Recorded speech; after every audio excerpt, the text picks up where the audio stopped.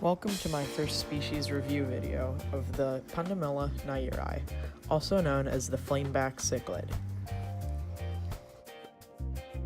A good thing to know if you're planning on getting Flameback cichlids is that they're from Lake Tanganyika in Africa, and this means they like a softer, more acidic water.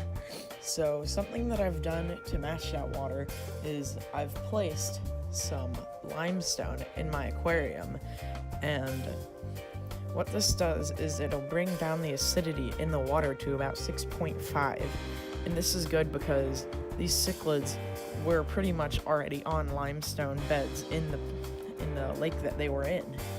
So if you're planning on getting flamebacks, you might as well get some sort of rock or something that'll bring down your water level, because most water comes out of the tap at about 7.5 to 8.8, and that's pretty alkaline for these fish, so you're going to need to bring down that water. Now, another thing you might be wondering is, how do I tell them from male and female? Now, there's a good distinguisher for that. So, in my tank, I have 2 males and 1 female, and you'll notice the males on their back anal fin will have these little things called X marks, and they are little yellow dots on the back of their tail. And the dominant male in my tank has 3, and the submissive male has 1, and the females don't have any dots on their tail at all, and they're almost colorless. And another thing you want to know if you want to get them colored up is you got to get 2 males and 1 female. I have a 16-gallon tank, and that's what I have, and that's pretty good. And if you have that together, they will become competitive and try and get the attention of that female, so they'll color up more. Most people would say more females to male fur ratio, like 2 females per male, but if you want to get the most color you can out of these fish, you do 2 males to female.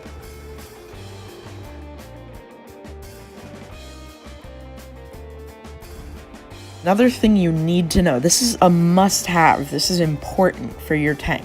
You need sight breakers. For these fish, they can be aggressive at sometimes if they're being competitive over a female. And I have a 16-gallon, and it's pretty wide. So I've placed 3 little barriers of rocks in between so that it can give them a line of sight break from each other. This can also help you solve aggression problems in pretty much any African cichlid tank, such as Malawi cichlids, Mbuna cichlids, Ilunakara cichlids. These line of sight breakers are gonna help you, and if you don't have these, your tank is gonna fail. You need hiding spots for these cichlids. They can be very skittish at times. They are very sturdy fish though, and I would recommend them for a beginner. But one thing about them is it can be a hard tank to set up. I'm saying this myself. I've been redoing it over and over again, and even still, I have aggression problems with them. I've seen them fighting, and you can't really do anything about it. If they fight, they fight. Another reason I recommend these fish is that they have a crazy personality. For cichlids this small, they will do so much stuff. They'll play with each other, they'll dig in the sand, and they'll do so much stuff. I've seen them fighting. It's just incredible, and I definitely recommend this fish if you are a beginner.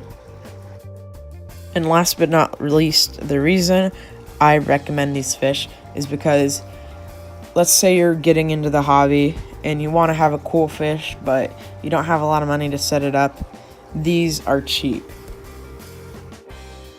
My store that I go and buy from, I got these from a store called Pet Supermarket, and I got these for about $11 a piece. And in the end, this whole tank setup is going to cost you anywhere between $70 and $120. So it's pretty cheap for an aquarium setup. Whereas my $75 was almost $440 to set up. So if you're looking to get a cheap fish with a good personality for, like, let's say your kids want to fish, but you don't want to get them a goldfish, this is what you get.